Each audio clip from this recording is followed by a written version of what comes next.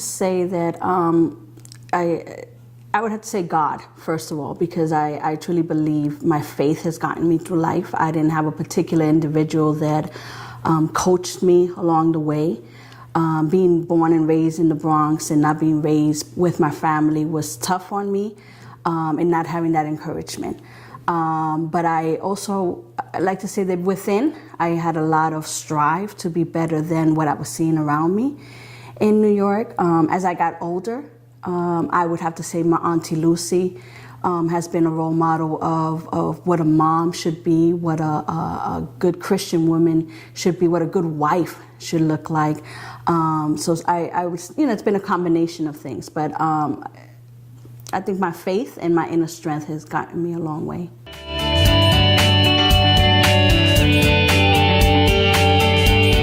My constant career for the last 18 years has been in education. I work for a nonprofit. I'm one of the directors where I share information with parents. Early on in life, I had decided that I wanted to help young people have a voice and overcome obstacles in their lives. We work with parents to teach parents how to navigate the school system and ultimately show them how their children can have the option of post-secondary education. And that's through PK, Parent Institute for Quality Education. My passion to work within the community doesn't stop there. My husband and I also own a consulting business where we help businesses that are probably getting started to become the businesses they would want to be. And then dear to my heart is Project Blessing Bags, which we started here in Vallejo, which is our way of making sure that every person who is in need, who is on the street, has a meal on a daily basis. So that has grown tremendously. I'm grateful to the Vallejo community for supporting Project Blessing Bags, and now it's growing.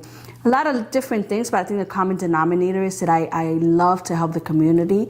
I love to share the knowledge and the knowledge that I've picked up along the way. And I just don't like to see individuals in need, whether it's in need of information or in need of food or whatever it may be. I'm just there to try to pick up the pieces along the way.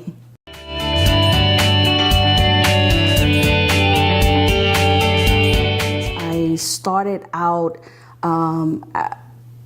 putting myself through school, and to do so I took on jobs that I really didn't care for, but it was paying the bills and putting a roof over my head and helping me gain the education I needed to be successful in life and to have the career that I wanted.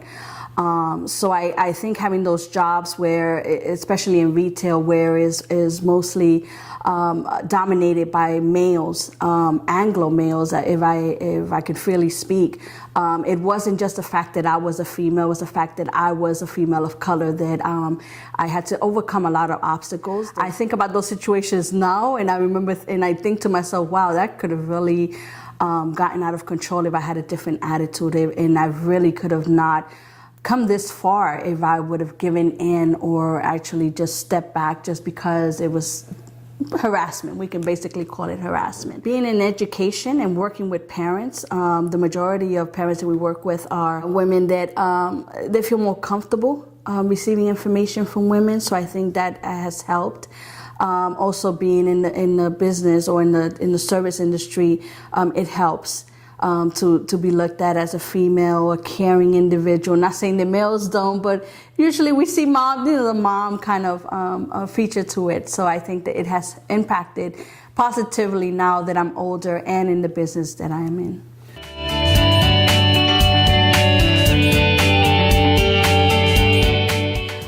I look at young women now and I see a lot of excuses sometimes that I think to myself, we really could do better. You really, as a woman, I think we could do better at encouraging young women and saying, it's an obstacle, but we can overcome that obstacle. I'm here for you. Or you're capable of getting things done yourself if you so choose to, versus giving into society and saying, no, I can't do that. Or no, that's going to be too hard. Or no, I can't get on the bus. Or no, I can't.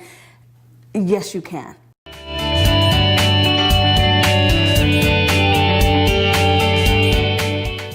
I just think that we have to be honest with our young ladies. I think we need to stop painting the pretty picture and just tell them honestly, just be honest with them. What is it that you're doing? I've mentored plenty of young ladies, and the first thing I tell them is, you are going with what society is telling you. They're telling you can only go this far, and you're believing that, and that's not right.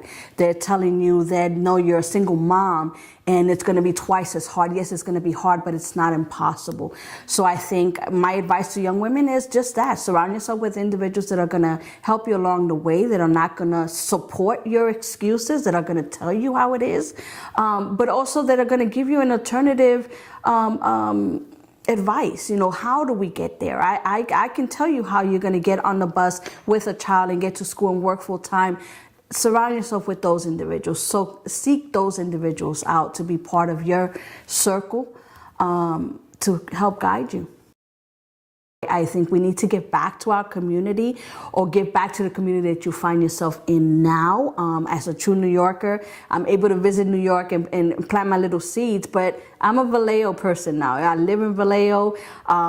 So this is my community, so why not embrace this community and be part of that community in a positive way? So get engaged, get involved.